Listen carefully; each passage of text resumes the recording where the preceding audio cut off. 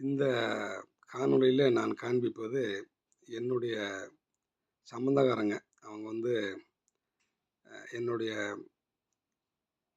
மகளின் மாமா, அத்தை. இங்கே நிற்கிறது வந்து என் மகள், அவங்களோட கணவன். இப்போ தான் இந்த உறவு ஏற்பட்டிருக்கு. இந்த உறவு சிறக்க வேண்டும். இப்போ கிட்டத்தட்ட ஒரு 4, 5 மாதம்தான் ஆகுது. இப்போ நான் இந்த காணொளி பேசுகிற போது 7 மாதம் ஆகிறது. ஆனால் இந்த ஃபங்க்ஷன் வந்து எங்களுக்கு வந்து உடனே வந்துருச்சு.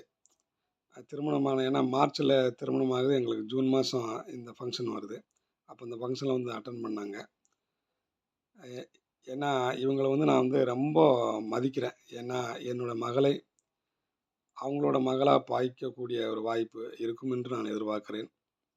ஏன்னா ஒரு பெண்ணை பெத்தவனுக்கு அதுதான். அவள் வந்து திருமணம் ஆகிற வரைக்கும் நம்ம மகளா இருப்பாங்க. அதுக்கு பிறகு வந்து திருமணம் ஆன பிறகு ஒரு புது இடத்துக்கு போயிட்டு அவங்க வந்து மகளா மாறிடுவாங்க. அதான் மருமகள்னு சொல்கிறாங்க. அவங்களுக்கு ஒரு மகள் அவங்க. அது மாதிரி பாவித்து கொண்டு தான் இருக்கிறார்கள்.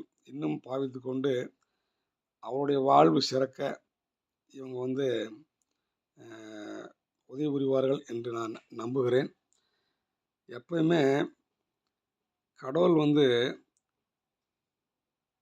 அப்பா அம்மாவை வந்து செலக்ட் பண்ணி கொடுக்க மாட்டார். நமக்கு வந்து பசங்க யார் வருவாங்கன்னு சொல்ல முடியாது. கடவுள் அந்த வாய்ப்பு நமக்கு கொடுக்கல. ஆனால் இன்னொரு வாய்ப்பு கொடுக்குறாரு. எப்படின்னாக்கா, நம்ம குழந்தைகள் பெரியவங்களாகி ஒரு சாய்ஸ் கொடுக்குறாரு. அப்போ வந்து நம்ம செலெக்ஷன் பண்ணலாம். இப்போ நம்ம ஒரு பசங்க நம்ம குழந்தைகள் அப்பா இவங்க தான் வேணும்னு செலக்ட் பண்ண முடியாது. ஆனால் அவங்க பெரியவங்க ஆன பிறகு உதாரணமாக எனக்கு மகள் இருந்தாக்கா என்னோட மருமகனை நான் செலக்ட் பண்ணலாம். அந்த வாய்ப்பு கொடுக்குறாரு. அந்த மருமகன் அவனும் மகன்தான் அப்படிங்கிற மாதிரி. அதே மாதிரி மருமகள் எனக்கு மகன் இருக்கிறதுனால மருமகளை செலக்ட் பண்ணுற அந்த வாய்ப்பு கிடைக்குது. அதனால் சாய்ஸ் அப்படி கிடைக்குது. நமக்கு மகளுக்கு மருமகனும் மகனுக்கு மருமகளை செலக்ட் பண்ணுற அந்த வாய்ப்பு நமக்கு கொடுக்குது. நாம் ஏற்கனவே ஒரு திருமணம் முடித்து விட்டோம். அவங்கள மருமகனை செலக்ட் பண்ணுற வாய்ப்பு நமக்கு கிடைச்சது. நல்ல குடும்பம், நல்லா இருப்பார்கள், வைத்திருக்கிறார்கள். ரொம்ப நன்றி.